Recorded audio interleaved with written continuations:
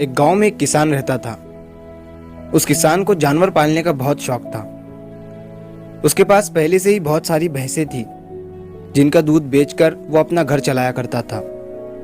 तो एक दिन उस किसान ने एक खरगोश और एक बंदर को भी अपने घर में पाल लिया। अब काफी दिन गुजरने के बाद उस किसान ने उस खरगोश और बंदर के साथ खेलने का सोचा। उस किसान ने अपने खेत में बहुत सारे छोटे छोटे गड्ढे कर दिए और फिर उन गड्ढों पर मिट्टी डालकर उन गड्ढों को बंद कर दिया और किसी एक गड्ढे में उस किसान ने एक गाजर को छुपा दिया। अब उस किसान ने खरगोश और बंदर को उस गाजर को ढूंढने के लिए कहा। खरगोश बहुत ही कॉन्फिडेंट था और उसे अपने आप पर बहुत विश्वास था। उसने एक एक गड्ढे को खोदना शुरू किया और गाजर ढूंढने लगा। लेकिन बंदर जो था वो बहुत ही नेगेटिव और आलसी था। उसने सोचा कि खेत में इतने सारे गड्ढे हैं और वो गाजर किसी एक गड्ढे में है, इतना कौन ढूंढेगा। वो बंदर ये सोचकर एक गड्ढे के ऊपर जाकर सो गया।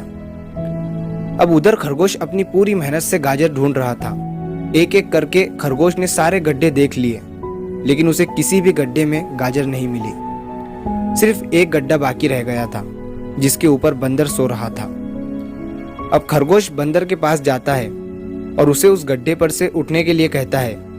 जैसे ही बंदर उस गड्ढे पर से उठता है, खरगोश गड्ढा खोदकर गाजर बाहर निकाल लेता है और अपने मालिक को ले जाकर दे देता है। बंदर ये देखकर हैरान हो जाता है कि जिस गड्ढे के ऊपर वो इतनी देर से सो रहा था, गाजर उसी के अंदर थी। वो सिर्फ एक बार खोद कर देख लेता तो गाजर उसे मिल जाती और वो मालिक की नजरों में बड़ा बन जाता। यही सोचकर वो अपने किए पर पछता रहा था। दोस्तों, इस कहानी से हमें 3 बहुत बड़ी सीखें मिलती है। पहली ये है कि हमें कभी भी अपने काम के प्रति नेगेटिव नहीं सोचना चाहिए। जैसे उस बंदर ने सोचा कि इतने सारे गड्ढे हैं और गाजर किस गड्ढे में है पता नहीं।